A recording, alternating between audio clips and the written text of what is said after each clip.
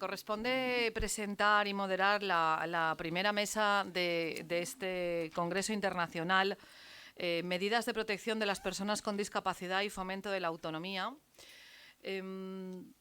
Bueno, pues como ustedes ya conocerán, existe una propuesta de reforma del Código Civil en materia de discapacidad actualmente paralizada, que viene exigida por la Convención de la ONU sobre los Derechos de las Personas con Discapacidad de 2006, nacida de un nuevo modelo para afrontar este asunto, que es el modelo social.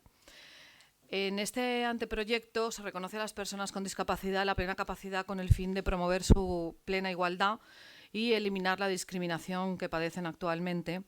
En consecuencia, se pretende diseñar un nuevo régimen jurídico, civil y procesal de la discapacidad y se plantea la supresión de la incapacitación sustituyéndola por un procedimiento de provisión de apoyos. Se plantea, asimismo, la sustitución de la tutela para los mayores de edad y la patria potestad prorrogada o rehabilitada, por lo que la curatela sin incapacitación previa se convierte en una figura central de la reforma y se refuerza también la guarda de hecho, entre otras muchas propuestas que se van a analizar. Seguramente a todos los presentes estas cuestiones a las que me acabo de referir les generan un sinfín de interrogantes y hay preocupaciones en que confiamos, al menos en parte, despejar hoy aquí. Para ello tenemos con nosotros en esta primera mesa 4 catedráticos de Derecho Civil de distintas universidades españolas e italiana. Comenzaría a presentarles según el orden de sus intervenciones. Es evidente que no voy a glosar todos sus méritos que ustedes ya imaginan o intuyen, pero al menos someramente, para dar paso rápido a sus intervenciones, déjenme que se los resuma sucintamente. A mi derecha tengo al profesor don José Ramón de Verda y Beamonte, que es catedrático de Derecho Civil de la Universidad de Valencia, presidente del IDIBE, Instituto de Derecho Iberoamericano, y director de la revista Boliviana de Derecho y la revista de Actualidad Jurídica Iberoamericana, autor de un extenso elenco de obras jurídicas, fundamentalmente en Derecho de la Persona y Derecho de Familia, a quien he de agradecer con mucho cariño su ayuda en la celebración de este congreso. Y el título de su intervención es La inminente reforma del Código Civil, nuevas medidas de protección de las personas con discapacidad. Don Carlos Martínez de Aguirre y Aldaz está aquí a mi izquierda. Es catedrático de Derecho Civil de la Universidad de Zaragoza, también autor de diversos trabajos relativos al tratamiento legal de la discapacidad psíquica, entre los que destacaría su libro sobre el tratamiento jurídico de la discapacidad psíquica, reflexiones para una reforma legal, entre otros muchos méritos. Nos va a ilustrar con el nuevo régimen de la curatela. Doña Isabel Zurita Martín, catedrática de Derecho Civil de la Universidad de Cádiz, UCA, destaca entre sus líneas de investigación ya muy consolidada los trabajos relacionados con la protección de colectivos vulnerables, entre ellos las personas mayores, y va a tratar el tema del fortalecimiento de la guarda de hecho como medida de apoyo. Y finalmente, don Gabriele Carapezza Figlia, catedrático de Derecho Privado de la Universidad LUMSA y director del Departamento de Derecho de Palermo, también autor prolífico de distintas monografías y obras colectivas publicadas en Italia y en el extranjero. Sus principales líneas de investigación se centran, entre otras, en la persona y familia, materias en las que ha impartido conferencias en universidades italianas y europeas. Asimismo, ha coordinado diversos proyectos de investigación y forma parte de diversos consejos editoriales y comités científicos de revistas jurídicas. Y nos va a ilustrar sobre la Amministrazione di Sostengo en un perfecto castellano, cosa que yo pronuncio fatal lo de la italiana. Bien, recuerden los ponentes que disponen de unos 15 minutos para sus intervenciones. Cuando quiera, José Ramón. Pues muchísimas gracias, Pilar. Para mí es un gran placer estar aquí. Tenemos 15 minutos que intentaremos aprovechar de la mejor manera o no. Primero tengo que decir que el título de la ponencia no es una errata, es La eminente reforma. Esto no es un tributo a su eminencia, que nos ha presidido la celebración, la apertura, sino porque en realidad cuando empecé a trabajar sobre este tema la reforma era inminente, pero me he dado cuenta que no es inminente, sino que es eminente, porque en realidad tiene sus orígenes en un anteproyecto del 2018 que tenía una rara peculiaridad en lo que es hoy en día la labor del legislador, y es que gozaba de una unanimidad absoluta de todos los grupos parlamentarios, con lo cual era evidente que se iba a aprobar de manera inminente. Pero las vicisitudes de las diversas legislaturas, que no sabemos si algún día acabarán o no, hace que esté de momento paralizado, pero no existe ninguna duda de que va a salir adelante, quizás con ciertos retoques, por una razón muy sencilla, porque es necesario, aunque quizás no como está redactado, para adaptar la legislación española a la Convención de Nueva York de protección de personas con discapacidad. La piedra clave de esta nueva legislación que se cierne sobre nosotros es la supresión del régimen de incapacitación. Es un cambio realmente de perspectiva muy importante porque supone tratar a la persona con discapacidad no desde un punto de vista negativo en el sentido de restricción de capacidad de obrar, sino positivo, de estimulación de refuerzos y de salvaguardas para que ella misma pueda tomar sus propias decisiones de acuerdo con sus preferencias y con derecho a equivocarse. En realidad, esto supone que la tutela de las personas con discapacidad desaparece porque es una actuación sustitutiva y en vez de ella lo que se establece como regla general de protección de las personas con discapacidad es la curatela. Todo el mundo sabemos la diferencia. La tutela supone una actuación sustitutoria porque un representante legal actúa en nombre del pupilo y la curatela no. En la curatela la propia persona sujeta a la medida de protección contrata o realiza actos jurídicos, pero necesita el complemento de capacidad o el consentimiento del curador. Es una perspectiva realmente nueva y que plantea sus interrogantes.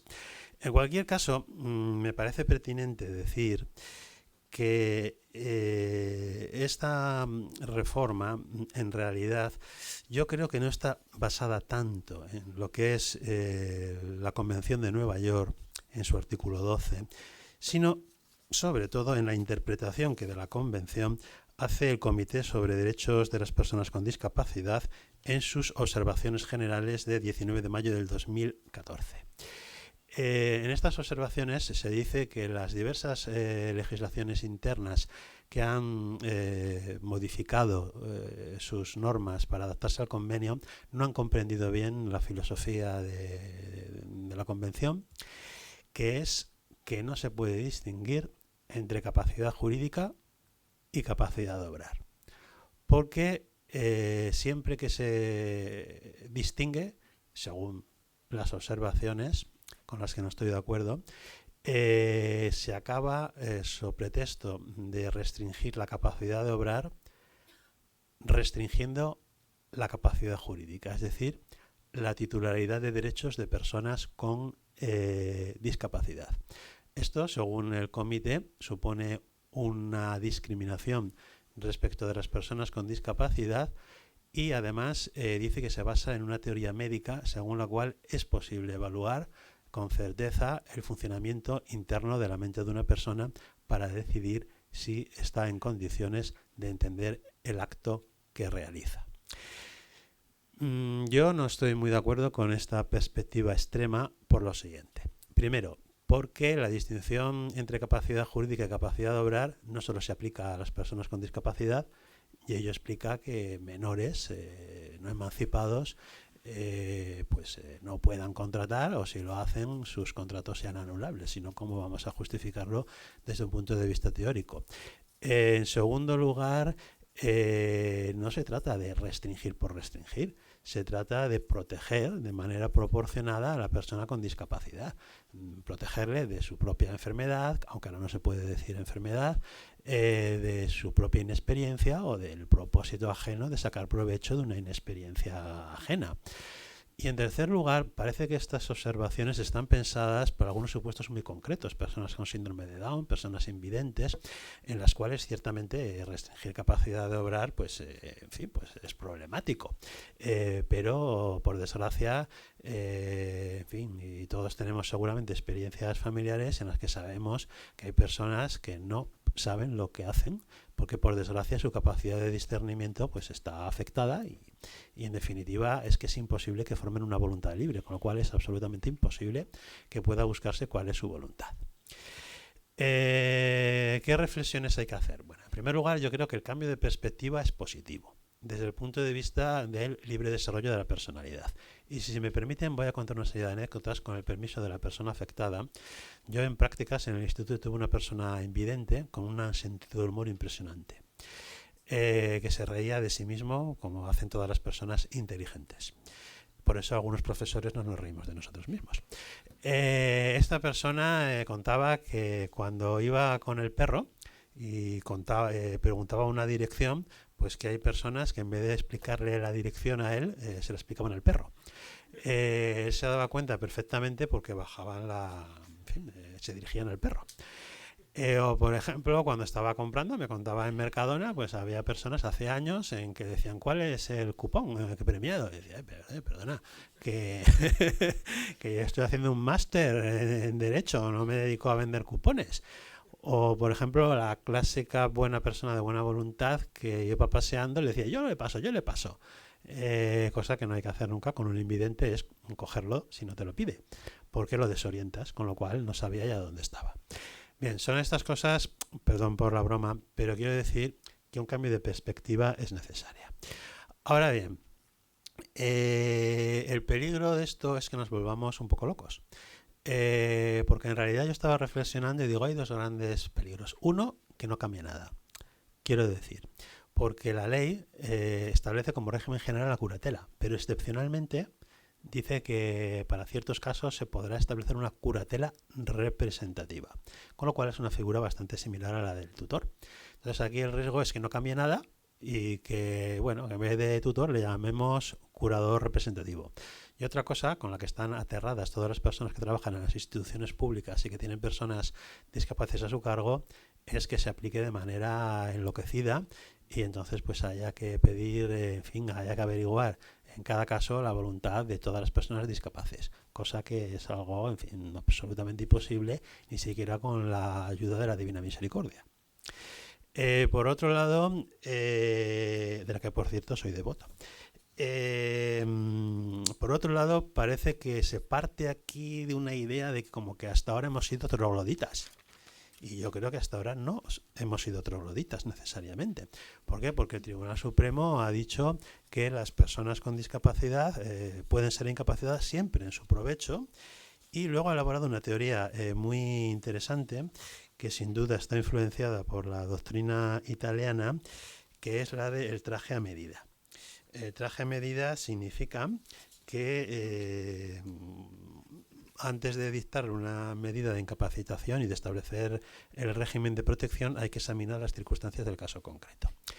Y les voy a poner un ejemplo de esta aplicación que me parece muy interesante, aunque ya se formuló en el 2014 de manera muy concreta, y es una sentencia del Tribunal Supremo del 11 de octubre del 2017 que afectaba a una persona que tenía manía persecutoria y que ponía cámaras en aviso que no era un profesor. Quiero decir, todos nosotros hemos conocido a compañeros que están un poco obsesionados por dónde publicas, por dónde publican ellos. De hecho, hay uno que le llamamos El Mundo Mundial, porque solo publica en revistas de primera línea. O, por ejemplo, cuántas horas trabajas. Me han dicho, no sé si es verdad, que pasa por los despachos a ver qué luces están encendidas, cuáles no. Y esto no es de mi departamento, digo, por si acaso. Pero también me han dicho que hay quien compulsivamente se fija en los artículos que presentas para los sexenios de la NECA y lo pasa por el antiplagio para ver si has... Bueno, perdón, esto es obviamente una broma para captar su atención. Aunque creo que algo de verdad. Sí que, bueno, pues en esta sentencia era una persona con manía persecutoria que ponía cámaras y además que no era consciente de su enfermedad, con lo cual dificultaba su tratamiento. Se sujetó a curatela y se nombró como curador a su marido, pero falleció. Y entonces el curador que se nombró fue al hijo. Pero el hijo, ya que estamos, dijo, pues oye, lo que yo quiero un régimen de tutela.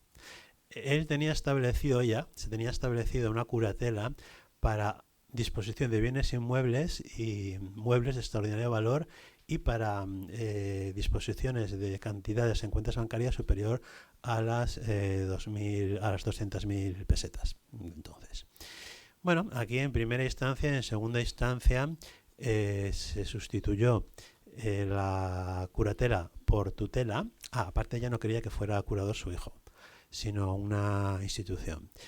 Desde la perspectiva de que estas ideas delirantes de manías persecutorias pues impedían que pudiera gobernar su persona y su patrimonio, en fin, de manera serena. Y en segunda instancia igual, pero el Tribunal Supremo dijo no. Hay que examinar el caso concreto, traje medida, y esta señora, bueno, pues puede hacer sus labores ordinarias, puede cocinar, puede limpiar, sea. Entonces, lo lógico es aquí mantener un sistema de curatela y sobre todo insistiendo en que la función del curador en este caso era velar por que estuviera atendida bien clínicamente y también por que las decisiones clínicas que había que adoptar fueran las correctas. Por lo tanto, no somos trogloditas, esto no es un salto, no tiene por qué ser un salto al vacío. Y en cambio les voy a poner otro caso, que yo creo que estoy en 4 minutos, estoy en tiempo porque estoy un poco agobiado. Es que yo me ha dicho que me van a pegar patadas debajo de la mesa con un tacón que tiene ahí y estoy un poco preocupado. Digo, a ver si... y no sabría yo cómo reaccionar ante los taconazos de Pilar, no sabría. Bueno, entonces, un caso un poco enloquecido, creo, de una sentencia que viene de aquí. Y que aquí la sección décima lo hizo bien. Oye, la criticamos mucho, ¿verdad? Tú no puedes decir nada porque eres abogada, pero yo lo digo, la criticamos mucho. Tengo amigos incluso, pero digo, mira, te equivocas mucho. Pero esta vez yo creo que no. El caso es muy curioso. El caso es de una persona que estaba sujeta a un proceso, no sé si se podrá decir ya, de modificación de capacidad de obrar, y que se presenta un dictamen en un informe pericial en el que dice que no puede mantener una conversación, no sabe responder a preguntas muy sencillas como su nombre, su edad, el nombre de sus hijas o su profesión, no sabe coger un bolígrafo para escribir, no sabe firmar, no sabe hacer tampoco la prueba del reloj, no puede reproducir dibujos sencillos, tenía una un Alzheimer, esquizofrenia tengo yo, tenía un Alzheimer que consta que la pastilla que me acabo de tomar es para la garganta, no es para otra cosa, agravada por un infarto cerebral. Entonces, en definitiva, el hombre, pues, en fin, no podía hacer nada. Pero la cuestión es que se divorcia, se casa y a los pocos meses se dicta sentencia de que lo incapacita. Entonces aquí no se dice nada, se nombra tutor a una de las hijas y a los 5 años, cuando ya fallece, se insta la nulidad del matrimonio por falta de capacidad natural de entender y de querer del padre, porque eran las hijas las que la habían presentado. En primera instancia se dice que sí y se considera que es decisivo ese informe médico que ha sido aportado mucho antes de que se celebrara el matrimonio, en la cual se dice que este hombre no tiene capacidad para regir su persona ni sus bienes. Vamos, que no, el pobrecillo pues no se entera de nada. Pero el Tribunal Supremo aplica el Convenio de Nueva York y dice que ese matrimonio es válido. Y como argumentación dice que no estaba incapacitado todavía, lo cual no es un dato relevante porque esto sería para enjuiciar desde la perspectiva de la capacidad de obrar de la incapacitación, pero no desde la perspectiva de la actitud natural para entender y para querer. Y luego pues alega el Convenio de Nueva York y su incidencia sobre el artículo 56, que por cierto tengo que decir que aunque me ha costado, sé qué versión está vigente del artículo 56 del Código Civil. Es la de la reforma del 81, según la cual se exigirá pues informe o, en fin, médico sobre la aptitud para prestar el consentimiento, la aptitud natural, cuando haya deficiencias o anomalías psíquicas.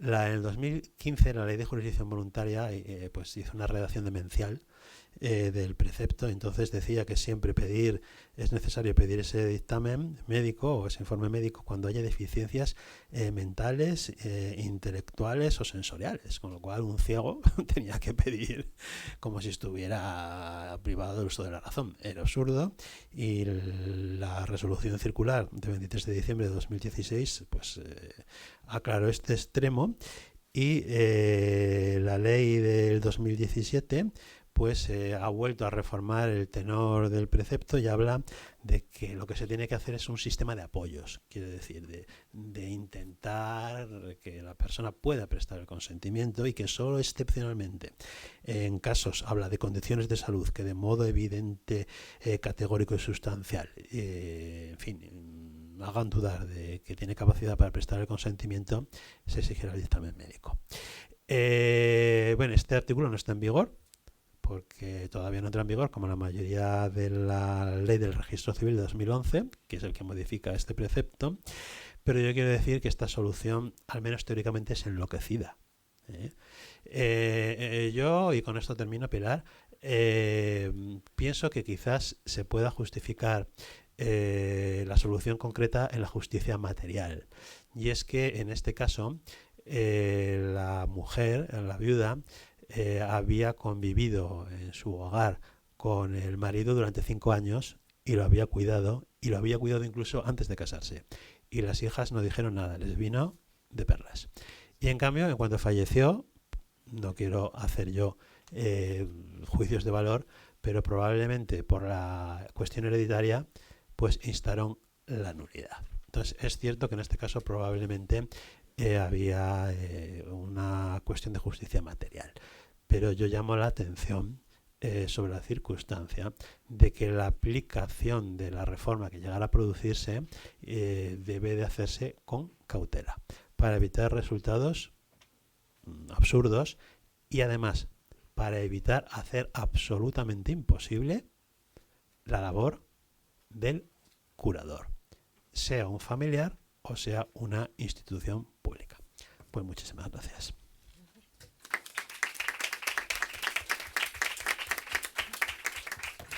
Pues muchas gracias, profesor de Verda, y ahora tiene la palabra el profesor doctor Carlos Martínez de Aguirre. Muchas gracias. Por no perder tiempo, voy a hacer la intervención protocolaria en modo telegráfico. Gracias, invitación, stop. Contento de estar en Valencia, stop. Felicitaciones, organización, congreso, stop. Vamos a ello, stop. Luego me he dado cuenta que esto es como aplicarte el carbono 14. Porque claro, ya nadie pone telegramas. O sea, que esto es... Ahora tendría que...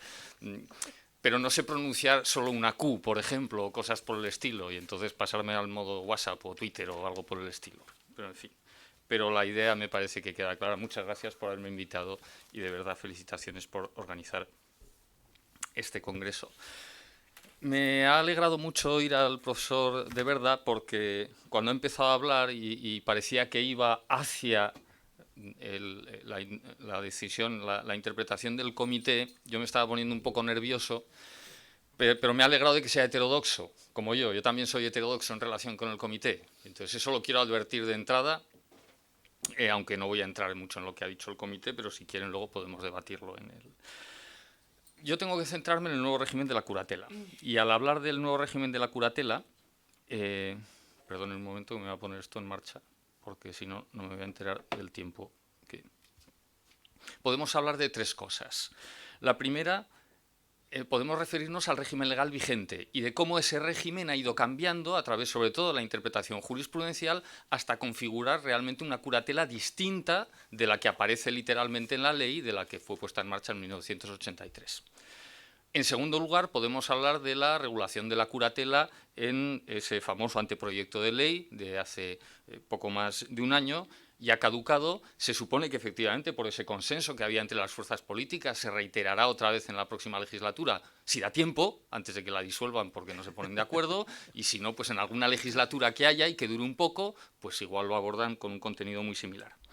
Y en tercer lugar, más en general, podemos referirnos a las reforma de las instituciones legales de apoyo a las personas con discapacidad psíquica desde una perspectiva más teórica.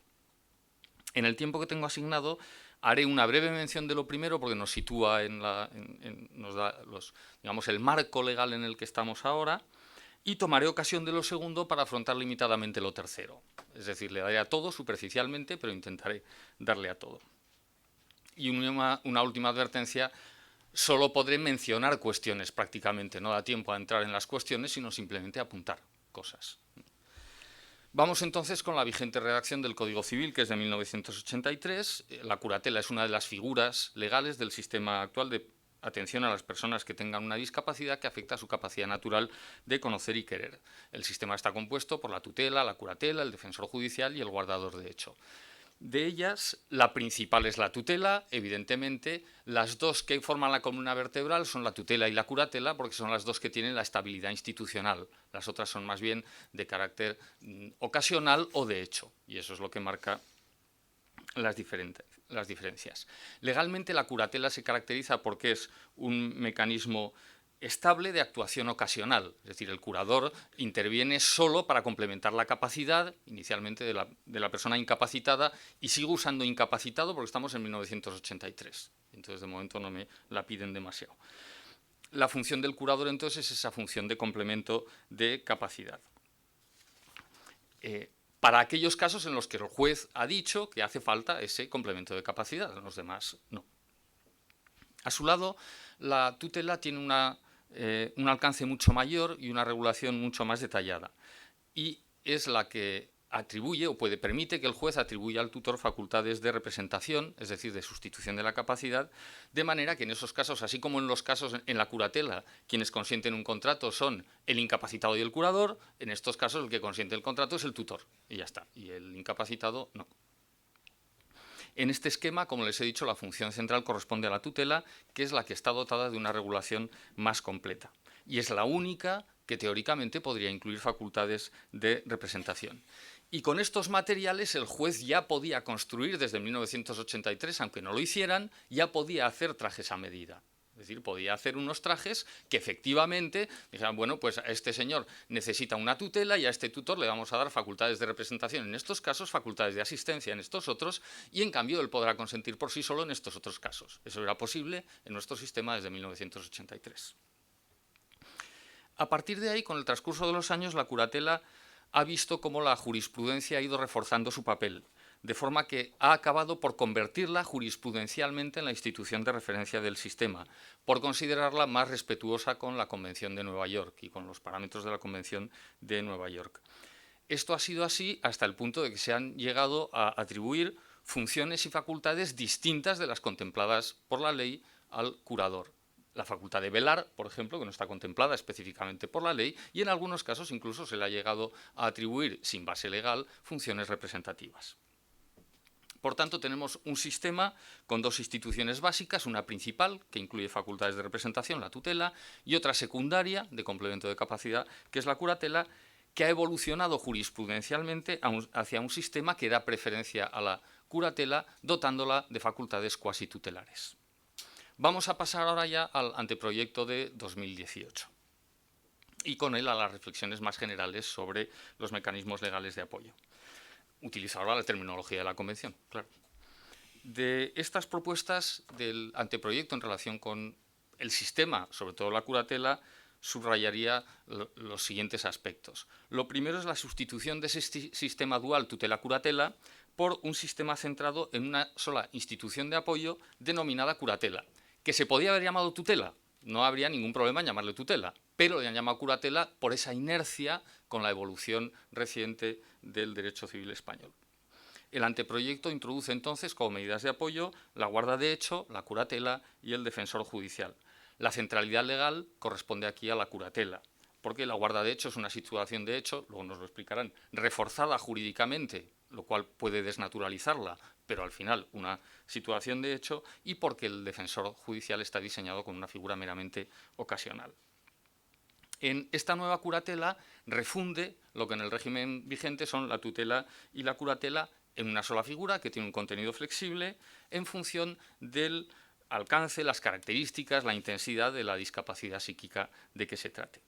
En este punto, por ejemplo, hay otros proyectos distintos. El proyecto de nuevo Código Civil formulado desde la Asociación de Profesores de Derecho Civil mantiene las dos figuras, la tutela y la curatela. A mí esta unificación me gusta más que mantener dos figuras distintas porque evita solapamientos y tierras de nadie. Es decir, hay situaciones en las cuales, ¿esto quién? ¿Tutor o curador? Pues no sé, no está claro. ¿O esto quién? ¿Tutor o curador? Los dos. Entonces ahí podemos encontrar tierras de nadie y solapamientos que cuando hay una sola figura no se producen, porque ya se atribuyen las facultades y las funciones y ya está. Uno de los problemas, paso ya a un segundo tema, que para mí es un problema importante que plantea el anteproyecto, es que no aclara ni de qué discapacidad está hablando, física, sensorial, psíquica, ni la razón por la que una persona que tenga esa discapacidad de la que no habla necesita unos determinados apoyos y por qué esos apoyos se refieren precisamente a la toma de decisiones.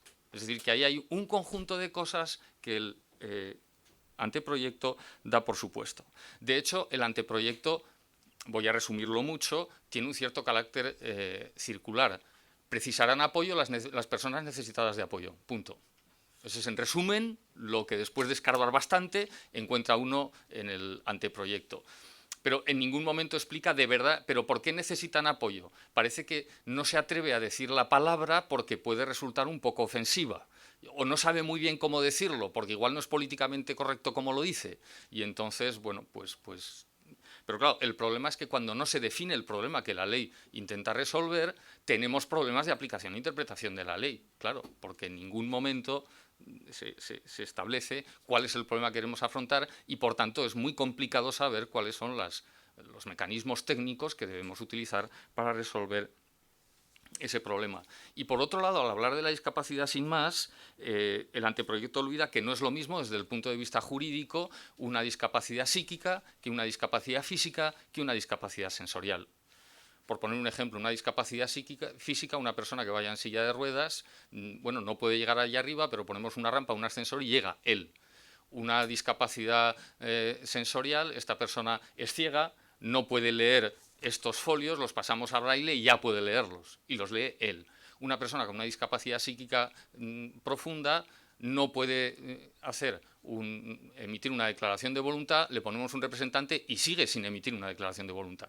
Es decir, que las diferencias son muy relevantes entre unas discapacidades y otras. Y aclarar este punto me parece fundamental para abordar cualquier cuestión relativa a la reforma del tratamiento legal de las personas con una discapacidad psíquica. Y el problema es que hay personas que tienen afectada su capacidad de tomar decisiones como consecuencia de una deficiencia mental o intelectual. En este momento yo he oído sonar las alarmas, ¿no? Ha dicho deficiencia, ¿no? Esto es horrible. Esto parece que está minusvalorando. Bueno, me atengo a la Convención. La Convención de Nueva York habla de deficiencia. No, es que esto ya me ha pasado. En algún congreso ya me ha pasado. Ha dicho deficiencia. Sí, la Convención también. Claro, pues resulta que ahora somos más papistas que el Papa. No podemos decir deficiencia aunque la Convención lo diga, ¿no? Bueno, pero eso al final puede gustar o no gustar. Pero al final lo que hay que hacer es definir el problema. ¿Puede ser mejor utilizar discapacidad? ¿Puede ser mejor? Me da igual. Pero al final tenemos que definir el problema. Tercera idea, ¿cuál es el contenido posible de la curatela? Bueno, y el problema es ese, que hay personas que por padecer una discapacidad psíquica tienen problemas a la hora de tomar decisiones, en ocasiones problemas leves y en ocasiones problemas tan graves como que son incapaces de emitir cualquier declaración de voluntad. Y a nada que piensen, probablemente podrán ustedes poner ejemplo de las dos categorías y de toda la gama que hay en medio, porque hay una gama enorme y de ahí lo oportuno de los trajes a medida, de tener capacidad para hacer trajes a medida. El contenido, entonces con esto pasamos al tercer punto que quería tratar. El contenido posible de la curatela es el traje a medida. Es decir, que el juez decida en cada caso qué es lo que puede hacer esa persona, qué es lo que puede hacer el curador, cómo debe apoyar el curador a la persona con esa discapacidad psíquica para que pueda tomar decisiones. Tradicionalmente, los apoyos desde el punto de vista legal se han referido a la toma de decisiones jurídicamente válidas y para eso se han combinado mecanismos de sustitución, de representación y mecanismos de complemento de capacidad. Podemos considerar que ambos son mecanismos capacitantes, en la medida en que permiten a una persona con una discapacidad psíquica tomar parte en el tráfico jurídico. Es decir, ¿cómo hacemos que esta persona tome decisiones válidas? Él solo no puede, pues o complementamos su capacidad, o en los casos más graves la sustituimos, y así participa en el tráfico jurídico. El anteproyecto da una clara preferencia a la asistencia, es decir, al complemento de capacidad, y considera las facultades representativas del curador como de carácter excepcional. Sobre estas dos cosas vale la pena que nos detengamos brevemente. Primero, en cuanto a la asistencia no entra en juego en el concepto del anteproyecto, no entra en juego solo en el momento de otorgar el consentimiento, sino que se proyecta sobre todo el proceso de la toma de decisiones. Es decir, no es la persona con discapacidad decide y viene el curador y dice de acuerdo, sino que teóricamente el curador antes debe ayudarle a tomar la decisión y luego convalidarla. Es decir, ese sería el cambio de perspectiva que introduce aquí el anteproyecto. Se mantiene, sí, la regla de invalidez de los actos realizados sin la preceptiva asistencia, ahora ya centrada en el momento de emisión del consentimiento. Ahora sí. Esto exige establecer mecanismos de ruptura de bloqueo en caso de desacuerdo entre el curador y el curatelado. No están de acuerdo, entonces, ¿qué hacemos? Pues hay que establecer un mecanismo de ruptura del bloqueo, porque si no pueden llegar a no tomarse determinadas decisiones. Porque el curador, en principio, no podría tomarlas con la mera asistencia. Para que pudiera tomarlas, tendría que tener facultades de representación. En cuanto a la curatela con facultades representativas, ya he dicho que es vista como excepcional, pero también quiero añadir que es completamente necesaria en cualquier diseño de mecanismos de apoyo a personas con discapacidad psíquica. Porque a partir de un determinado umbral de afección de la capacidad natural de tomar decisiones, es preciso incluir entre los mecanismos capacitantes los que tengan carácter representativo, porque insisto en que hay personas con discapacidad psíquica que no pueden tomar ninguna decisión. Y por tanto, pero no solo en esos casos más graves, también en otros casos aparentemente más leves y a partir de un determinado nivel de complejidad es oportuna la representación. Entre otras cosas porque muchas veces les da bastante igual, ¿no? ¿Te parece que vendamos las acciones que tienes del Banco de Santander? Define acciones, define Banco de Santander. O sea, y eso a mí como me afecta, y eso, con perdón, apelando a la común navarridad, ¿juega Osasuna este fin de semana? ¿No? Es lo que le interesa, básicamente, ¿no? Y, bueno, pues el problema no es que ni le interesa y le cuesta entender exactamente qué es todo eso. Bueno, pues para esos casos la representación puede ser también oportuna. El criterio para atribuir al curador facultades representativas está directamente ligado a la intensidad de la discapacidad psíquica. Y eso precisa, desde mi punto de vista, una previa evaluación formal de la capacidad real. Y lo mejor es que esa evaluación formal de la capacidad real la realice un juez, que es la instancia técnica independiente que está más capacitada para hacerlo. Que llamemos o no a eso incapacitación es otra historia. Desde luego no es incapacitación porque no tiene por qué serlo siempre. Pero que me parece que ese es el mecanismo mejor y más garantista, eso también lo tengo claro. Del anteproyecto, ya para terminar, eso anima mucho, pero todavía me queda un poco de cuerda, quiero referirme a dos cuestiones. Sobre algunas omisiones, sobre todo. La omisión más importante y peligrosa porque es intencional, es la del interés superior de la persona con discapacidad psíquica como criterio rector en las decisiones del curador. Claro, la reforma considera eso. La guía de la actuación del curador tiene que ser la voluntad de la persona sujeta a curatela y no su interés superior porque eso es paternalista, etcétera, etcétera. Claro, pero el problema es que si la discapacidad psíquica afecta precisamente al proceso de toma de decisiones, dejarlo a la voluntad de esa persona que tiene la capacidad para tomar decisiones afectadas es la pescadilla que se muerde la cola. No resolvemos el problema. Nos encontramos exactamente con el mismo problema. Quiere hacer esto, que es lo que justo no hay que dejarle hacer, ¿no? Y entonces, pero para decidir yo si puede hacerlo o no, si tengo que tener en cuenta su voluntad, él quiere hacerlo. Con lo cual, y segundo, hay casos en los que no hay, en los casos más profundos, no hay ninguna voluntad que pueda ser averiguada. Y por tanto, también en esos casos, ese criterio no sirve. ¿Cuál es el criterio? Efectivamente, el interés superior de la persona con discapacidad. No, esto no porque le perjudica, esto no porque perjudica su patrimonio, aunque él no se dé cuenta.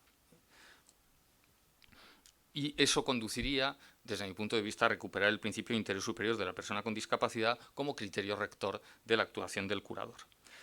Llama la atención también que han desaparecido los deberes de velar por la persona sujeta a tutela y de procurarle alimentos. Eso ha sido conectado con la evolución de la curatela, de institución de protección a institución de apoyo, pero tampoco me convence personalmente esta omisión, porque en muchos casos esta persona precisa no solo apoyo, sino protección.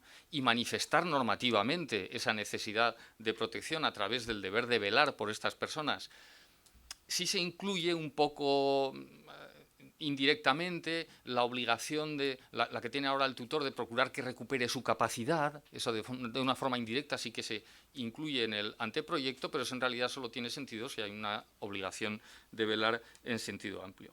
Por otro lado, desde el punto de vista más técnico, ya se ha señalado en la doctrina que hay una cierta incoherencia entre la desaparición de este deber de velar y la subsistencia de la responsabilidad civil del curador con facultades de representación plena por actos del curatelado. Si no tiene obligación de velar por él, y de velar es vigilar también, no se ve por qué tiene que responder, ¿no? En esto hay un cierto debate doctrinal, pero yo estoy de acuerdo en términos generales con este planteamiento. Y por último, ahora sí, no hay una lista genérica de facultades del curador, así como ahora hay una lista de facultades del tutor y de casos para los que el tutor tiene que pedir la autorización judicial, etcétera. Eso no existe. Eso, por un lado, está bien, evita que haya trajes hechos en serie. Bueno, ya tenemos la lista, la copiamos, cortamos, pegamos en la sentencia y ya está, ¿no? Pero tiene como problema que creará durante un cierto tiempo un cierto factor de inseguridad, hasta que no se vayan definiendo esas facultades y no vaya habiendo experiencia, pues eso puede generar inseguridad, una cierta desorientación, hasta que con la experiencia se vayan cristalizando algunas pautas que puedan servir de guía en estas cuestiones a la actuación de los jueces. Y yo con esto es todo lo que quería decir yo en relación. Espectacular, impresionante documento. Muchas gracias.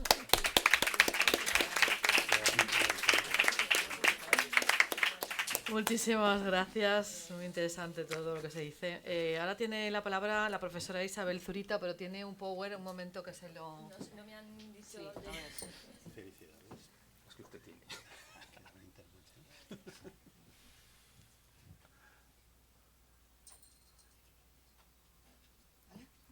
¿Te quieres poner por aquí más? No. No, estoy bien aquí. ¿Quieres que te la pase yo? Si me das el... No, tenemos esto. ¿Sí? Sí, perfecto. Está. Sí, La palabra es mía. Pues yo también, como mi compañero, voy a poner el cronómetro. Ahí. Gracias. Pero como mi compañero, también voy a hacer telegráficamente los agradecimientos de rigor, porque estoy muy agradecida a que me hayan invitado a participar en este congreso. Es la primera vez que estoy en esta universidad y estoy encantada. Me gusta ir visitando las universidades españolas y es la primera vez que estoy en la Universidad Católica de Valencia y realmente estoy encantada. Pero no es la primera vez que estoy en esta preciosa ciudad, ya he estado otras veces y además me une a ella ahora un vínculo afectivo porque mi hijo mayor vive aquí, así que ya siento esta ciudad como mi segunda casa. Bueno, dicho esto, me toca hablar del fortalecimiento de la guarda de hecho como medida de apoyo. Me voy a centrar en el anteproyecto. Hace ya, todos sabemos, algunos años que se viene produciendo un fortalecimiento, un reforzamiento de la guarda de hecho en el tráfico, más que nada para acompasar la filosofía de la Convención de Nueva York con nuestro Código Civil. Y eso parece que hace el anteproyecto, también por reclamación de la doctrina, que casi unánimemente se ha manifestado en este sentido. Me voy a centrar, por tanto, en ese fortalecimiento que se produce en el anteproyecto, que aunque, como han dicho mis compañeros, pues está caduco, pues se supone que en alguna legislatura se va a seguir con esta filosofía. ¿Por qué se fortalece la guarda de hecho? Bueno, pues resulta que la guarda de hecho es una figura que casa muy bien con la filosofía de la Reforma y de la Convención de Nueva York. ¿Por qué? Pues por todos esos puntos en los que se basa la Convención y la Reforma. El respeto a la voluntad y las preferencias de las personas con discapacidad, la capacidad que es inherente a la persona humana, inmodificable, el abandono de visiones paternalistas, esa idea central de apoyo a la persona que lo precise, no de representación, ese acompañamiento amistoso, atender a los asuntos patrimoniales y personales de la persona con discapacidad. Bueno, y que, sobre todo, la persona es titular del derecho a la toma de sus propias decisiones. Todas estas características, esa filosofía se acompasa, se compadece muy bien con la figura de la guarda de hecho, y por eso se produce el fortalecimiento en el título 11, el capítulo 3, que se basa fundamentalmente en una absoluta preferencia por medidas preventivas y, en segundo lugar, las medidas de apoyo externa. Dentro de esa medida de apoyo externa se introduce la guarda de hecho. ¿Cuál es la nueva configuración de la guarda de hecho en el anteproyecto? Bueno, pues incluirla como una medida de apoyo más, frente a esa figura transitoria, provisional, con fecha de caducidad, no deseada por el legislador, sino que como antesala a una futura incapacitación, pues resulta que la guarda de hecho ahora es, junto a la curatela y al defensor judicial, una medida de apoyo. El artículo 249.2 del futuro Código Civil, se supone, dice que el guardador de hecho es la persona que ejerce el apoyo de otra con discapacidad sin que existan medidas voluntarias o judiciales que se estén aplicando eficazmente. Al igual que sucede ahora, también se observa cómo el guardador de hecho puede concurrir con una figura de protección del incapacitado, de la persona con discapacidad en el futuro, al mismo tiempo. Cuando no se esté aplicando esa medida eficazmente. Esto habrá que interpretarlo, luego lo vemos. ¿Cómo se fortalece? Bueno, pues todos sabemos que el Código Civil solamente se ocupa de la guarda de hecho en 3 preceptos, el artículo 303, el 304 y el 306. Pues en el futuro esto se duplica. Aparece el artículo 261, 262, 263, 264 y 265. Y un sexto precepto que se refiere a la responsabilidad extracontractual.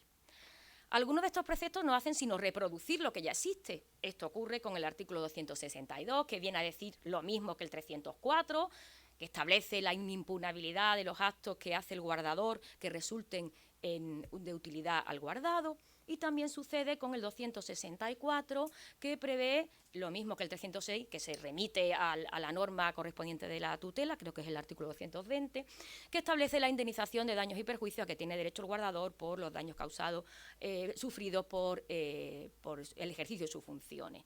Si bien el artículo 264 establece también el derecho a que se le sufraguen los gastos, igual que ocurre en el Código Civil de Cataluña. Otra cosa sucede con el artículo 303, que es el que regula, en cierta medida, la guarda de hecho actualmente. Solamente se establece que el juez puede requerir el informe de la situación del incapaz, se le pueden conceder facultades tutelares de manera cautelar y también se le concede al guardador la legitimación para la remoción de la tutela o para el nombramiento de tutor. En cambio, en el anteproyecto sí que se desgrana con mucha más especificidad y desdoblando todo este régimen, el régimen jurídico del guardador de hecho. El juez puede establecer que si ve que el guardador de hecho realiza sus funciones de forma adecuada, le puede continuar en el ejercicio de su función. Y luego establece el artículo 261 los actos para los que necesita autorización judicial y para los que no. Luego lo vamos a ver. Y el artículo 263 prevé también a posteriori, igual que actualmente, el requerimiento de la autoridad judicial en expedientes de jurisdicción voluntaria, esto es novedoso, del informe sobre la situación de la persona con discapacidad. Y también se le puede exigir la rendición de cuenta. Además, puede establecer una serie de salvaguardias siempre que sea necesaria. El artículo 265 es nuevo, establece las causas de extinción del guardador de hecho. Me voy a detener en las cuestiones que suscita esta reforma.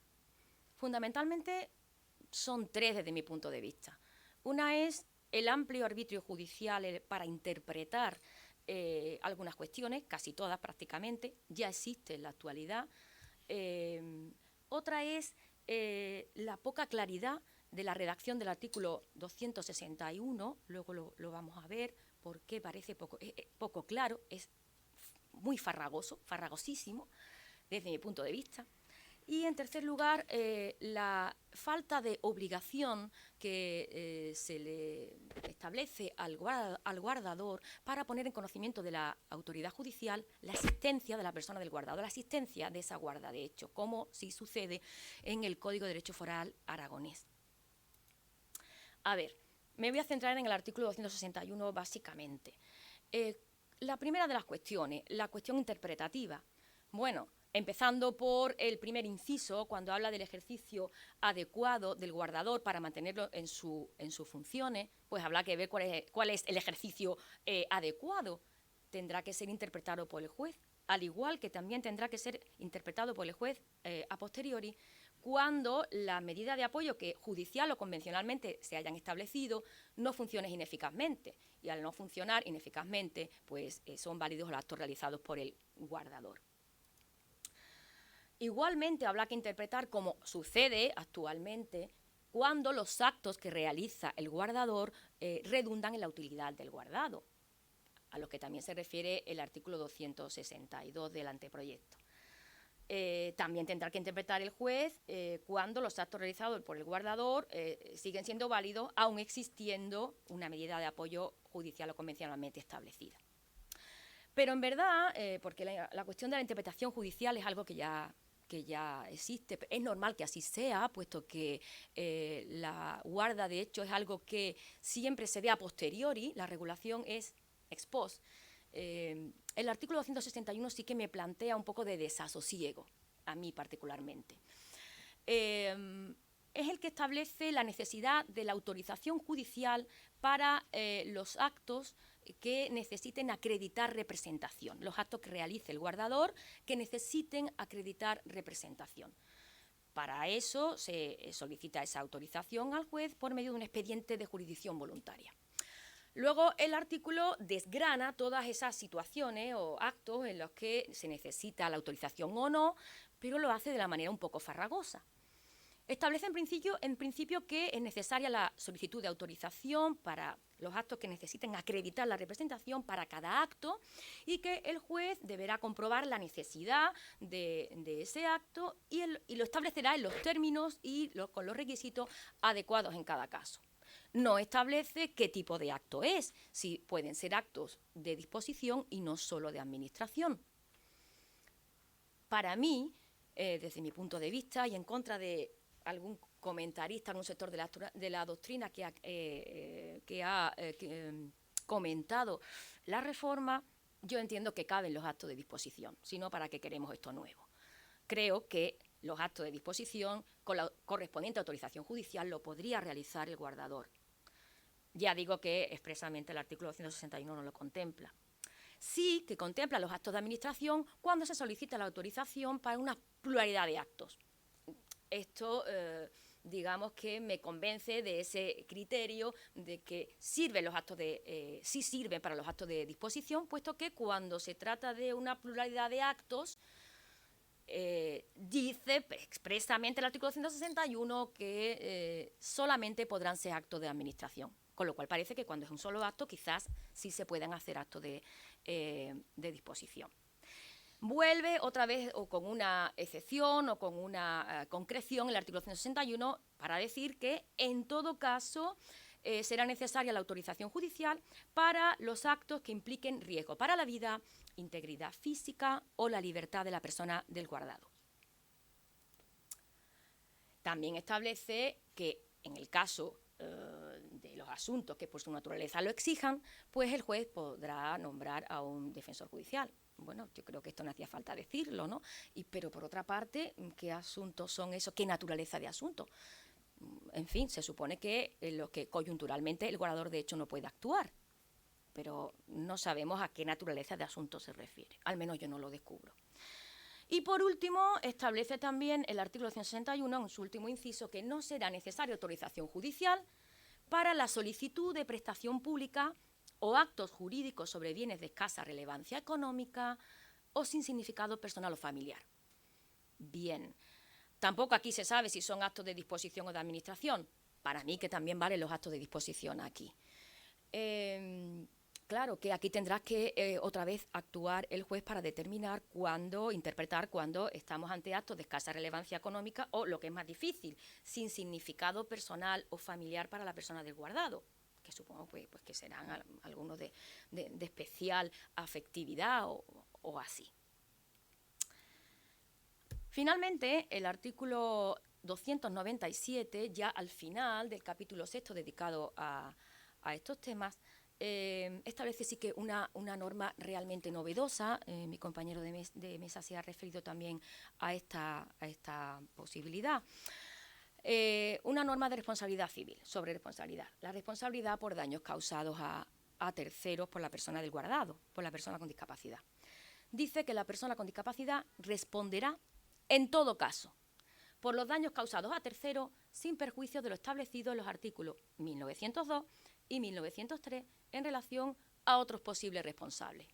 Bueno, parece que este artículo, que realmente es novedoso, realmente influye en los criterios de imputabilidad civil por los daños, de responsabilidad extracontractual, es coherente con la reforma en principio, porque si estamos diciendo que la persona con discapacidad tiene plena capacidad jurídica para la titularidad y el ejercicio de los derechos, ello nos lleva a que también tiene capacidad para responder civilmente. Y de ahí que aparezca el artículo 297. Esta es la reflexión que cabe hacer de este artículo. ¿A quién considera responsable? Pues en todo caso la persona con discapacidad, porque es imputable por responsabilidad por hecho propio. Pero puede concurrir con la persona del curador, con facultad representativa, por una responsabilidad por hecho ajeno, ex artículo 1903. Ha dicho antes mi compañero que estoy de acuerdo con él, que lo cierto es que si el curador no tiene facultad de representar en todo caso y de velar por el guardado, por la persona con discapacidad, en este caso por el guardado ya veremos cómo, pues ¿por qué va a responder civilmente? Bueno, por la culpa invigilando. Y al final, pues cualquier encargado de la persona de prestar apoyo, no solo el guardador de hecho, sino un cuidador, y el guardador de hecho, pues también podrá responder, ex artículo 1902, que es como actualmente responde, más o menos, con las distintas posiciones doctrinales existentes al respecto, si se dan los requisitos exigidos por la responsabilidad, el principio general de responsabilidad del artículo 1902. Bueno, con esto se consigue, con este reforzamiento de la guarda de hecho, se consigue una protección eficaz de guardado y guardador. A ver, es que es posible una protección completa del guardado que se encuentra bajo una situación de hecho, como es la guarda de hecho.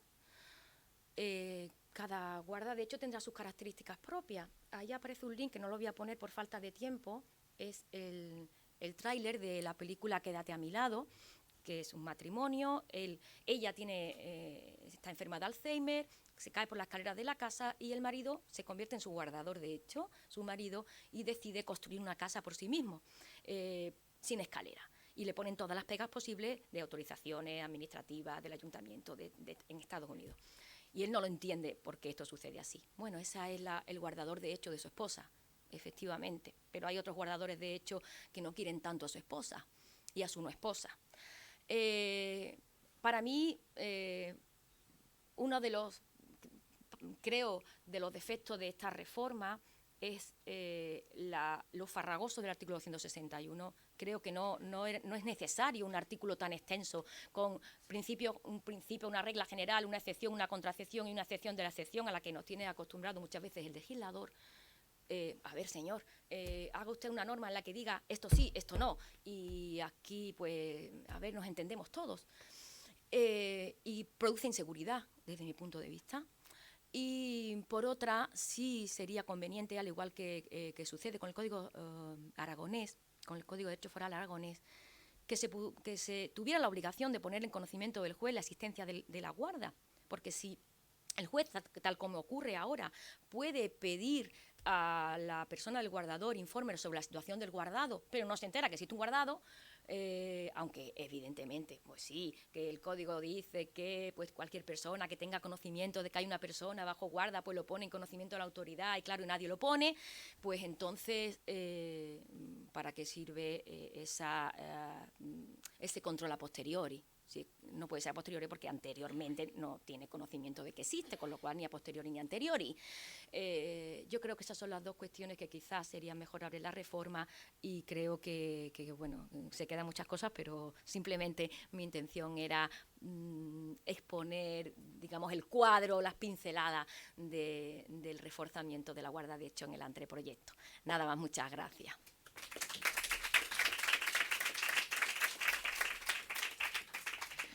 Pues muchas gracias. Y ahora tiene la palabra el profesor Gabriele Carapezza.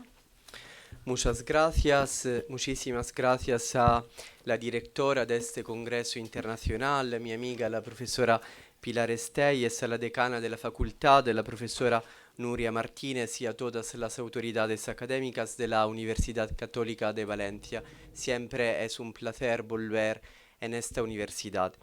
En mi intervención pretendo esbozar una comparación entre la Amministrazione di Sostegno italiana y las medidas de protección de las personas con discapacidad en los principales sistemas jurídicos de Civil Law, Alemania y Francia. En el escenario europeo es posible encontrar una diferencia entre los ordenamientos jurídicos como Alemania, que proporcionan un único instrumento de protección en los casos de incapacitación, aunque un instrumento muy articulado en su disciplina, y los ordenamientos como España, Francia e Italia, que en cambio reconocen una pluralidad de medidas de protección. El legislador alemán en 1990, con el Betreuungsgesetz, reemplazó los antiguos regímenes de tutela y de curatela por la Betreuung, que se puede traducir como asistencia. Debe recordarse que en el BGB, en el Código Civil alemán, la incapacidad para negociar no deriva de una declaración judicial, sino que viene referida a las situaciones no transitorias de desórdenes patológicos de la actividad psíquica que excluyen la libre determinación de la voluntad. El incapaz no puede emitir ni recibir declaraciones de voluntad, y la persona que invoca la incapacidad para negociar, lo que determina nulidad del acto, tiene que probarla caso por caso. En este marco normativo general se inserta la disciplina de la Betreuung, según la cual si un mayor de edad, a causa de una enfermedad o deficiencia mental, un impedimento físico o psíquico, no está en condiciones en todo o en parte de cuidar de sus propios intereses, el juez tutelar nombra a un betreuer, a un asistente, de oficio o a petición del beneficiario. El nombramiento del betreuer se refiere a una esfera de funciones muy específica, con respecto a la cual el betreuer se convierte en el representante legal de la persona incapacitada, que conserva respecto del resto la capacidad de obrar, a menos que en realidad en el caso concreto no la tenga, conforme a la disciplina general antes mencionada. Esta reforma, que no puedo describir en detalle, introduce un instrumento de protección unitario vinculado a la disciplina del BGB de incapacidad de negociación, un instrumento que tiende a adaptar los contenidos de la medida a las características concretas del sujeto asistido. Vamos a ver el sistema legal francés, que conoce a una pluralidad de regímenes de protección de las personas con discapacidad. En Francia, el Código Civil, establecido que la capacidad de obrar se adquiere cuando se alcanza la mayoría de edad, prevé que debe ser protegido tanto respecto de actos específicos como de forma continuada el sujeto que no puede gobernarse por sí mismo. por una alteración de sus facultades mentales o físicas que impidan la expresión de la voluntad, siempre que estas alteraciones de facultades mentales o físicas sean comprobadas médicamente. En tales casos, el sistema legal francés conoce los regímenes tradicionales de tutela y curatela con el objetivo de ofrecer al enfermo una protección continua, pero cuando la persona discapacitada tiene una fortuna modesta o puede ser asistida por el cónyuge o por un pariente, se aplicarán unos regímenes simplificados, el gérant de la tutelle y el administrador legal. En general, los actos realizados por el beneficiario de la medida en violación de la ley se verán afectados por la nulidad relativa sin perjuicio de validez de los actos de la vida cotidiana realizados conforme a la costumbre. Pero en el sistema jurídico francés es ampliamente utilizado en la práctica otro régimen de protección, la sauvegarde de justice. Este régimen está concebido como una medida capaz de responder a las alteraciones mentales transitorias. Se activa mediante una declaración hecha por el médico del incapaz ante la autoridad judicial, seguida de formas particulares de publicidad. El beneficiario conserva la capacidad de obrar y puede solicitar la rescisión de los contratos o la reducción de los contratos en caso de cargas excesivas. La persona con discapacidad también puede designar un representante voluntario para gestionar sus propios intereses y este representante operará bajo la supervisión del juez tutelar. El juez tutelar también puede designar un representante especial para realizar un acto en particular o una serie de actos, con la consecuencia de privar el beneficiario de la capacidad de obrar con especial referencia a esta esfera de competencia. En Italia, ¿cuál es la situación? La amministrazione di sostegno fue introducida en 2004 en el Código Civil italiano, al lado de los regímenes tradicionales de tutela y de curatela. Entonces, también en Italia tenemos una pluralidad de medidas de protección, la administración di sostegno y los regímenes tradicionales de tutela y de curatela. ¿A quién protege la administración di sostegno? A las personas mayores de edad que debido a enfermedades físicas o mentales les resulta imposible, incluso parcial o temporalmente, satisfacer sus propios intereses, tanto de naturaleza patrimonial como personal. La introducción de este nuevo instituto fue precedida por un largo debate crítico sobre la disciplina de protección de las personas discapacitadas incluida en el Código de 1942, disciplina considerada inadecuada al menos desde 4 puntos de vista. El primero, la rigidez de los supuestos subjetivos identificados en el Código Civil de 1942 con una enfermedad mental, más grave en el caso de tutela, menos grave en el caso de curatela. Una enfermedad mental, lo que impedía la protección de las personas que, aunque no padecían ninguna enfermedad mental, necesitaban ayuda para cuidar sus propios intereses, por ejemplo, a causa del debilitamiento resultante de la edad avanzada. Segundo elemento negativo de los viejos regímenes, la naturaleza altamente estandardizada de los regímenes de protección, que no permitía adaptar el contenido de las medidas judiciales a las características específicas de los casos individuales. Tercero, la supresión total de la capacidad residual de autodeterminación del beneficiario, que era completamente privado de la capacidad de obrar a excepción de los actos autorizados por el juez, también con referencia a los intereses de naturaleza personal, como demuestra la imposibilidad de casarse y de reconocer el hijo natural en los casos de tutela y de curatela.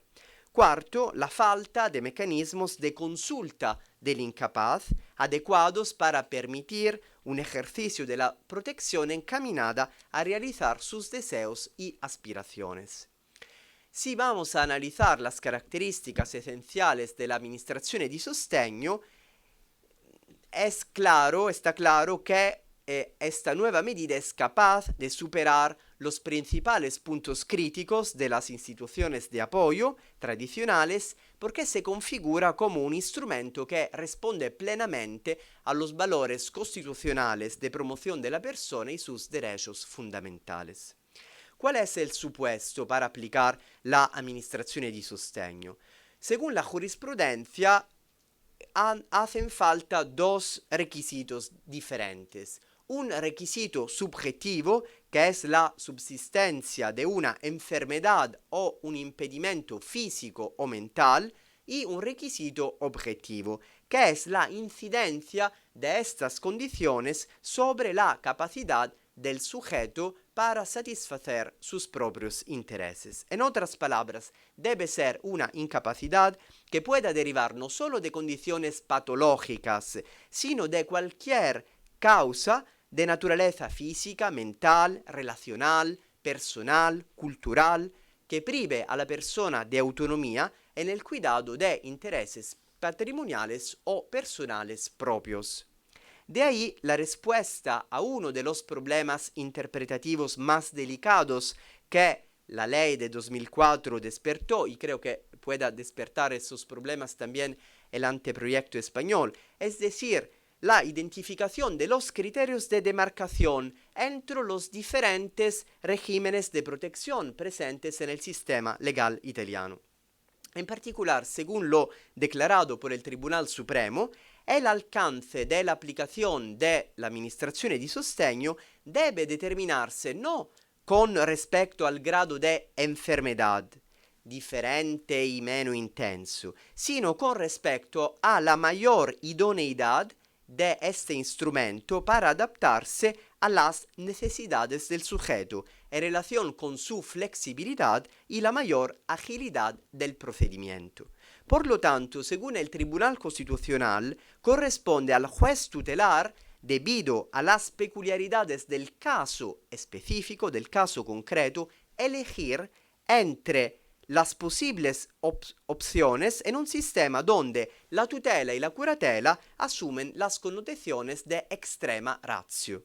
Solo si el juez no considera la administrazione di sostegno adecuada para garantizar la protección del incapaz, puede recurrir a las medidas más invasivas de la tutela y de la curatela. Esto es el Tribunal Constitucional.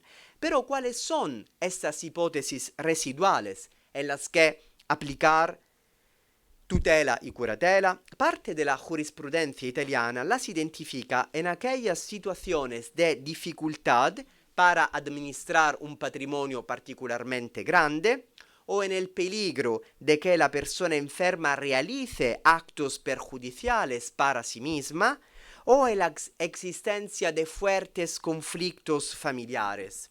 Pero es interesante que otra parte de la jurisprudencia considera en cambio que la administrazione di sostegno es siempre adecuada para la mejor protección de la persona, dejando sin aplicación de facto la tutela y la curatela, con transformación ex officio de los recursos en procedimientos para designar un administrador. La administrazione di sostegno garantiza en todos sus aspectos la centralidad de la persona con discapacidad. En primer lugar, la persona también está legitimada para pedir al juez el nombramiento de un administrador e en cualquier caso debe ser escuchada personalmente en el procedimiento. Además, la parte interesada también puede designar al administrador en previsión de cualquier incapacidad futura, mediante escritura pública o documento notarial. En ausencia o en presencia de motivos graves, el juez tutelar puede designar a un diferente administrador con auto motivado, pero su elección, la elección del administrador, debe tener en cuenta, en cualquier caso, del solo cuidado y de los intereses de la persona beneficiaria. El auto judicial de nombramiento indica el objeto del cargo, los actos que el administrador tiene el poder de realizar en nombre y por cuenta del beneficiario, aquellos que el beneficiario solo puede realizar con la asistencia del administrador. Entonces hay facultades de representación y facultades de asistencia con complemento de capacidad. Y el auto judicial tiene también que indicar la duración del cargo, que también puede ser por un periodo indefinido. En última instancia, es la resolución judicial la que describe el an y el cómodo de la medida de protección según las sugerencias de la mejor doctrina italiana, como por ejemplo el profesor Bianca. Así que se ha definido esta medida como un traje a medida, también en Italia, un traje a medida que responde por grados, el principio de gradualidad por grados, a las necesidades siempre cambiantes de la concreta persona con discapacidad. El juez tutelar no debe, por lo tanto, quitarle al beneficiario más capacidad de la que sea necesaria para proteger sus intereses a través de una intervención proporcional que debe tener en cuenta en primer lugar la voluntad del sujeto débil. La persona con discapacidad conserva la capacidad de obrar para todos los actos que no requieren la representación exclusiva o la asistencia necesaria dell'amministratore di sostegno, y la persona con discapacidad en cualquier caso puede llevar a cabo los actos necesarios para satisfacer las necesidades de la vida diaria. En el desempeño de sus funciones, el administrador debe tener en cuenta las necesidades y aspiraciones del beneficiario, quien, si es capaz de comprender y de querer, debe ser informado por el administrador, sobre todos los actos a realizar. Y en caso de desacuerdo, el beneficiario, la persona con discapacidad, puede solicitar al juez competente que tome las medidas apropiadas. Son anulables los actos realizados por el administrador en violación de la ley o excediéndose el objeto del cargo o los poderes conferidos por el juez, así como son anulables los actos realizados personalmente por el beneficiario, también en violación de la ley o de la medida judicial. Como declaró la Corte Suprema, la finalidad de la administración di sostegno es proteger a las personas frágiles, es decir, a aquellas que no pueden o tienen dificultades para administrar las actividades de la vida diaria y sus propios intereses, sacrificando la capacidad de obrar en la manera menor posible. Por lo tanto, el nuevo régimen realiza un cambio de perspectiva, porque la medida está dirigida no únicamente a la protección de los intereses patrimoniales como los regímenes tradicionales de tutela y curatela, sino también a la protección de los intereses personales y en general al cuidado de la persona incapacitada y al desarrollo de su personalidad. En conclusión, la introducción en el derecho italiano de la administrazione di sostegno muestra que incluso en el derecho de las personas la progresiva incidencia de los derechos fundamentales sobre las relaciones de derecho civil y su despatrimonialización han reducido en gran medida las diferencias entre los diversos sistemas jurídicos europeos. Así como se deduce de este Congreso Internacional, se transforma profundamente la tarea del jurista, cada vez más llamado a utilizar la comparación legal como una herramienta de investigación para buscar soluciones interpretativas más avanzadas en la protección de los derechos fundamentales de la persona. Muchas gracias.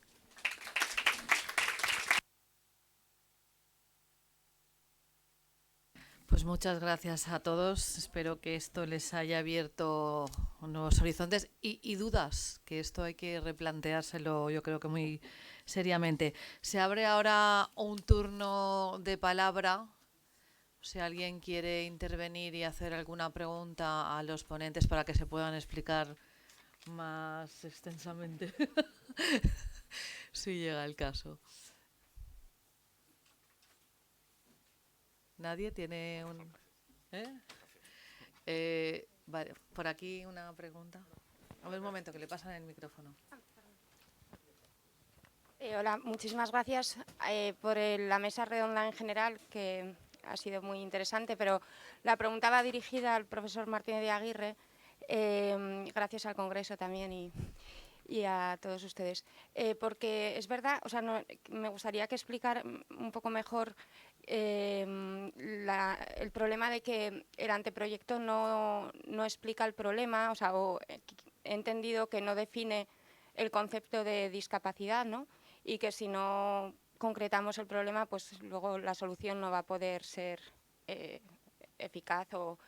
Pero no sé si es que no lo define, porque ya entiendo, está definido en la Convención. Es verdad que con esas palabras, aunque sería conveniente que lo definiera dentro del anteproyecto, en la futura reforma del Código Civil, ¿cuál sería, a su modo de ver, la manera más conveniente de definir la discapacidad? Bueno, el problema no solo lo he identificado yo, también otras personas que se han dedicado a analizar el anteproyecto han dicho esto mismo. O sea, no es una cosa que cuando vas y te acercas al anteproyecto y aparecen personas necesitadas de apoyo, en aquellos casos en los que el apoyo sea necesario, pero no acaba de definirse. Es algo así como el elefante que está en la habitación y que nadie queremos mirar. Todos sabemos de qué estamos hablando, pero no vamos a decirlo. Claro, yo no soy el autor del anteproyecto y por tanto no soy capaz de decir por qué no lo han puesto, ¿no? Puedo tener una cierta sensación de que podían no saber muy bien cómo ponerlo sin resultar ofensivos, sin resultar incorrectos, sin resultar... A mí me parece que efectivamente no me gusta especialmente la fórmula de la Convención, porque la palabra deficiencia, aunque la he usado, pues efectivamente me gusta menos que discapacidad, porque puede tener un cierto componente peyorativo, y entonces a mí no me gusta especialmente, no, pero es la que utiliza la Convención. Quiero decir que la fórmula actual del artículo 200 del Código Civil me parece que está bastante bien, ¿no? Al final lo que hay que definir es las personas que por cualquier discapacidad, yo diría psíquica, tienen problemas para tomar decisiones, ¿no? La fórmula que utiliza el artículo 200 no me la sé de memoria, pero me parece que es bastante correcta. Hay algunos casos extremos en los cuales yo estoy pensando en un concreto que conozco en Zaragoza, que es una persona afectada por una parálisis cerebral que tiene capacidad de conocer y querer, o sea, la capacidad, diríamos, normal, y por tanto puede tomar decisiones, pero tiene una imposibilidad casi radical de manifestar las decisiones que ha tomado. O sea, se entera. Claro, esa persona es la que más característicamente necesita apoyos. Es decir, que alguien sea capaz de entender lo que está diciendo y luego todos hacemos caso a lo que dice, porque efectivamente tiene capacidad de conocer y querer. Yo le diría no al 100%, pero quizás al 90%, pero vamos, que como el común de los mortales, quiero decir, o sea, que sin graves problemas. Naturalmente eso plantea otros problemas jurídicos. Habría que introducir una especie de mediadores que sean capaces, claro, porque si va ante un notario y el notario va a decir, bueno, ¿y cómo sé usted, que es el intérprete de esta persona, me dice que sí, que quiere vender? Pero yo cómo sé que lo que usted dice es lo que él quiere de verdad, ¿no? Entonces ahí tenemos problemas y habría que resolver esos problemas. Y la tercera cuestión que está ligada es que efectivamente las discapacidades son muy distintas. Ya he dicho antes, no es lo mismo una discapacidad física que una discapacidad sensorial, que una discapacidad psíquica. Típicamente la psíquica es la que plantea los problemas que nosotros estamos afrontando. Las otras dos, en principio, no, es lo que ha dicho antes el profesor de Verda. Un ciego puede casarse, hombre, naturalmente que puede casarse, no hay ningún problema, ¿no? Y una persona que va en silla de ruedas también, y un tetrapléjico también, ¿no? Es decir, en cuanto a entender qué es casarse y querer hacerlo, por supuesto. Es decir, que estoy hablando ahora básicamente del matrimonio civil. Por tanto, tenemos la discapacidad psíquica. Pero luego, segunda idea, las discapacidades psíquicas no son todas iguales, son muy distintos. Es más, si quisiéramos categorizar, yo por lo menos distinguiría 3 grandes categorías. Las originarias, es decir, personas que han nacido con la discapacidad y que, por ejemplo, en algunos casos nunca tienen unas preferencias, voluntades, etcétera, a las que podamos acudir para tomar las decisiones. Las personas, la sobrevenida, que típicamente son las seniles, pero las que están ligadas a la ancianidad, y que en esa sí, esta persona de toda la vida ha sido del Barça, bueno, pues entonces no le vamos a hacer del Madrid ahora, ¿no? O sea, que es porque yo, curador, soy del Madrid, ¿no? Claro, aquí su trayectoria ya nos indica algo. Y en tercer lugar, otra que es distinta totalmente y que puede ser originaria y sobrevenida, que son las enfermedades mentales, que plantean una problemática totalmente distinta.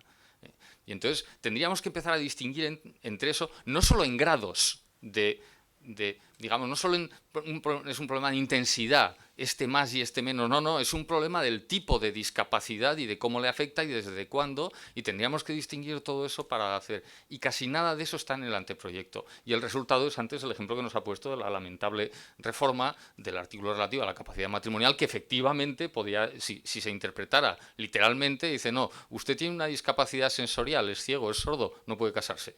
Y, hombre, por amor de Dios, de verdad.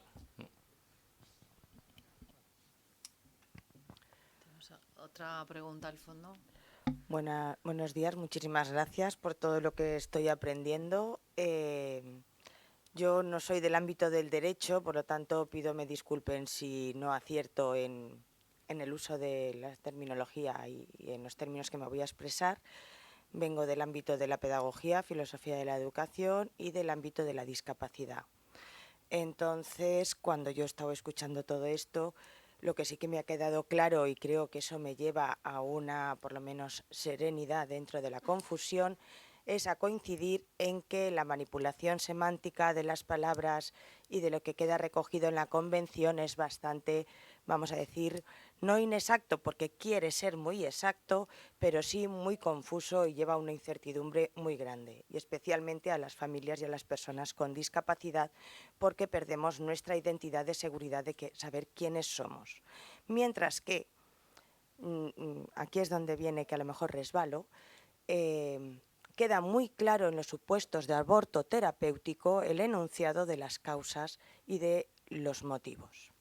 Nadie se le ocurre decir que puedes abortar si descubres que tu hijo va a ser sordo, o va a ser ciego, o va a ser. Pero sí que aparecen enunciados, en su caso, muchísimas causas que derivan en una discapacidad intelectual, que ya no sabemos si es discapacidad, minusvalía, deficiencia, y la pérdida de saber quién soy y qué me pasa es fundamental para un autoconcepto. Toda esta barbarie yo creo que nos está llevando, y lo digo por experiencia personal y ajena, muy cercana, a no saber qué hago con mi hijo, qué hago con mi usuario, y nos lleva por los ejes y directrices, igual que sucedió con el uso de la palabra diversidad desde la ONU, a una confusión muy grande en donde la respuesta es la eutanasia y la eugenesia. Entonces a mí me llama la atención en muchas ocasiones no escuchar estas propuestas de posibilidad, que no digo que lo sean, pero desde luego sí lo percibimos, en donde llega un momento que es así. Ustedes han comentado algunos casos, pues yo les voy a comentar un caso tremendo. Tremendo, en donde una familia adopta a un hijo, a un niño con síndrome de Down, que ha sido rechazado en familias de acogida hasta en 5 ocasiones.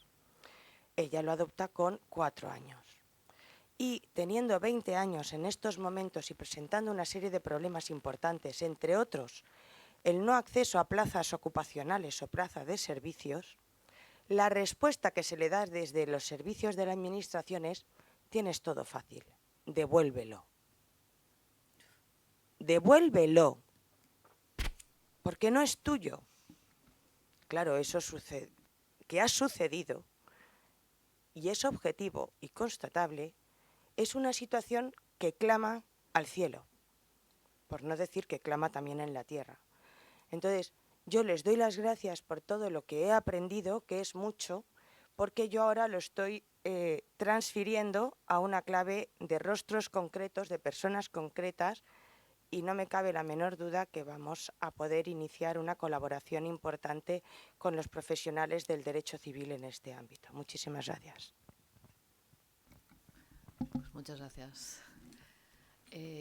¿Alguien más quiere intervenir? Sí, claro, claro. Bueno, sí, en relación con esta intervención, si lo ha adoptado no puede devolverlo. Ya está, punto. Quiero decir que... Sí, no, por eso, que es que no entiendo el de la administración que le diga eso. Es que dices, bueno, usted, si fuera una acogida, un acogimiento, y por otro lado, siendo mayor de edad, además, tiene 20 años, ¿qué vas a devolver? ¿No? O sea, es que no... Pero aunque fuera menor de edad, es que no lo puede devolver. Pero yo un hijo puedo adoptivo... renunciar a la patria potestad de mi hijo, puedo decir que... No Yo puede no lo renunciar a la sé, patria no lo potestad de sé, su hijo. pero eso fue lo que se le dijo. No. Por eso, no. Bueno, solicitar, Bueno, sí. solicitar la guarda por Pero parte si de ya la es mayor de edad es que no hay administración en nada. Lo que Es mayor de edad, claro. está incapacitado, una serie de situaciones, y entonces esa es la respuesta que se le da. Lo digo por la actitud de percepción que se tiene de quítate el problema de en medio. Terra prorrogada. Porque al final con tanto problema Carmen, ¿está prorrogada la patria potestad o...? no te sé decir en este momento, pero... Claro, la propia madre. O nada? Es la madre la que va a decir el tema cómo se resuelve, y lo que le dicen es, claro, ella montó en cólera, lógicamente, porque es su hijo, ella lo vive, no lo vive como un servicio, lo vive como una maternidad, como una filiación. Entonces, claro, es muy Bueno, fuerte. es que desde el punto de vista legal, un hijo adoptado es un hijo a todos Claro, los efectos. claro, pero punto. que hablamos- Ya está. Y uno no devuelve a su hijo ni natural, Claro. ni adoptivo, o sea, ni En biológico, Estados ni Unidos adoptivo. hay... En España, pero estoy en España, pero en en España. Estados Unidos, Pero desgraciadamente... en Estados Unidos es otra un historia. mercado Es ahí. en la legislación española, cuando tú adoptas un hijo, es hijo tuyo. Punto. ¿Te lo comes con patatas? Quiero decir, como nos hemos comido los padres a todos nuestros hijos. Sí, Ya sí, está. efectivamente, pero que lo digo por la percepción que tenemos en el colectivo de la discapacidad, si es que somos un colectivo, porque cada vez yo me noto más en soledad, a pesar, porque hemos dejado de ser colectivos en cuanto a la dispersión de las fuerzas por los movimientos asociativos, en este caso, ¿no? Muchas veces. Y por otras historias que no son el momento ni el lugar, pero lo que sí que se percibe es decir, ¿y yo qué hago con mi hijo? ¿Cómo lo hago? ¿Para aquí, para allá lo hago? ¿Quién tiene la responsabilidad? Pues yo no quiero asumir la responsabilidad. Entonces, todo eso te lleva a que si eres conocedor de lo que te viene después, pues no quiero que llegue nunca. Así de claro, no quiero que llegue nunca. Y si llega, pues voy a evitar que sufra, o voy a evitar sufrir, que es el... Pero vamos. Muy bien, pues muchas gracias. Tenemos ahora un café en la terracita, vamos, que tenemos arriba. Entonces comenzamos y vamos a empezaba esto a las, bueno, sí, a las 12. Bueno, hemos sido muy puntuales, hemos cumplido exactamente, ¿no? Bien. Pues a las 12:30 comienza la segunda mesa y estamos aquí todos sentados muy atentos. Gracias. Sexta planta.